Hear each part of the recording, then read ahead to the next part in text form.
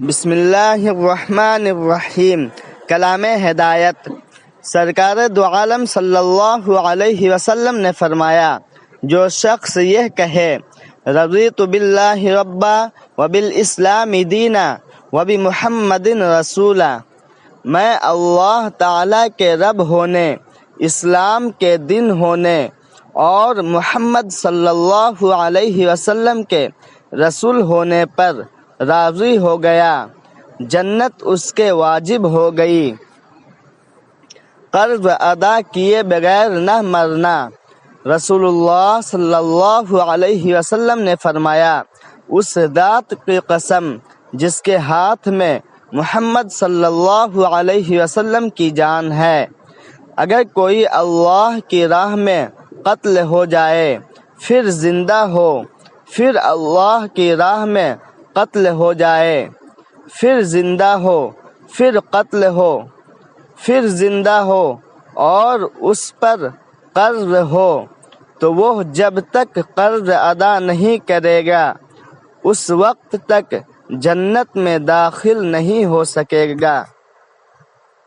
رسول اللہ صلی اللہ علیہ وسلم نے فرمایا، جس نے استغفار کو لازم کر لیا تو اللہ تعالیٰ اسے ہر غم اور تکلیف سے نجات دے گا اور ہر تنگی سے نکلنے کا راستہ پیدا فرما دے گا، اسے ایسی جگہ سے رزق عطا فرمائے گا جہاں سے اسے وہم و گمان بھی نہ ہوگا۔ مومن کا خاص ہتھیار۔ نبی کریم صلی اللہ علیہ وسلم کا ارشاد مبارک ہے، دعا مومن کا ہتھیار ہے اور دن کا ستون ہے اور زمین و آسمان کا نور ہے۔ دعا سے بلاؤں کا ٹلنا۔ رسول اللہ صلی اللہ علیہ وسلم نے فرمایا، دعا نفع پہنچاتی ہے اور ان بلاؤں کو ٹالتی ہے جو نازل ہو چکی ہے اور ان بلاؤں کو بھی جو ابھی نازل نہیں ہوئی، اس لیے تم لوگ دعاؤں کا اہتمام کرو۔ حدیث شریف۔ رسول اللہ صلی اللہ علیہ وسلم نے فرمایا، گناہوں سے توبہ کرنے والا ایسا ہے جیسے اس نے گناہ کیا ہی نہیں۔ مسواک کے فوائد۔ رسول اللہ صلی اللہ علیہ وسلم نے فرمایا، مسواک کو تم لازم پکڑ لو، کیونکہ اس سے اللہ کی خوشنودی حاصل ہوتی ہے اور آنکھوں کی روشنی تیز ہوتی ہے۔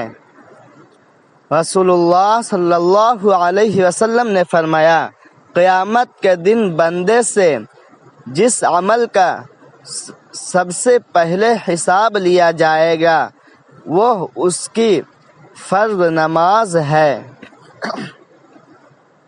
افطار کے وقت دعا رد نہیں ہوتی۔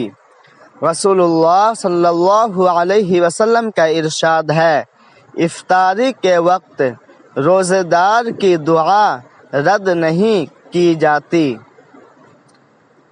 کبھی اپنی جسمانی طاقت اور دولت پر بھروسہ نہ کرنا، کیونکہ بیماری اور غربت آنے میں دیر نہیں لگتی۔ حضرت امام حسن رضی اللہ نے فرمایا، ضرورت مند کی جائز حاجت پوری کرنا 1 مہینے کے اعتکاف سے بہتر ہے۔ پوچھا گیا، جنت کتنی دور ہے؟ آپ صلی اللہ علیہ وسلم نے فرمایا، جنت 2 قدم پر ہے، پہلا قدم نفس پر رکھ دو، دوسرا قدم جنت میں ہوگا۔ جمعہ کے دن کی مقبولیت گھڑی۔ جمعہ کے دن دعا قبول ہونے کی امید والی گھڑی کو عصر کے بعد سے سورج غروب ہونے تک تلاش کیا کرو۔ روزہ رکھنا اہل جنت کی صفت۔ رسول اللہ صلی اللہ علیہ وسلم نے دریافت فرمایا۔ نمبر 1، آج تم میں سے کس نے روزہ رکھا؟ حضرت ابو بکر رضی اللہ عنہ نے عرض کیا، میں نے۔ نمبر 2، آپ صلی اللہ علیہ وسلم نے دریافت فرمایا، آج تم میں سے کون جنازے کے ساتھ گیا؟ حضرت ابو بکر رضی اللہ عنہ نے عرض کیا، میں۔ نمبر 3، آپ صلی اللہ علیہ وسلم نے دریافت فرمایا، آج تم میں سے کس نے مسکین کو کھانا کھلایا؟ حضرت ابو بکر رضی اللہ عنہ نے عرض کیا، میں نے۔ نمبر 4، آپ صلی اللہ علیہ وسلم نے دریافت فرمایا، آج تم میں سے کس نے بیماری کی عیادت کی؟ حضرت ابو بکر رضی اللہ عنہ نے عرض کیا، میں نے۔ رسول اللہ صلی اللہ علیہ وسلم نے ارشاد فرمایا، جس آدمی میں بھی یہ تمام باتیں جمع ہوں گی وہ جنت میں ضرور داخل ہوگا۔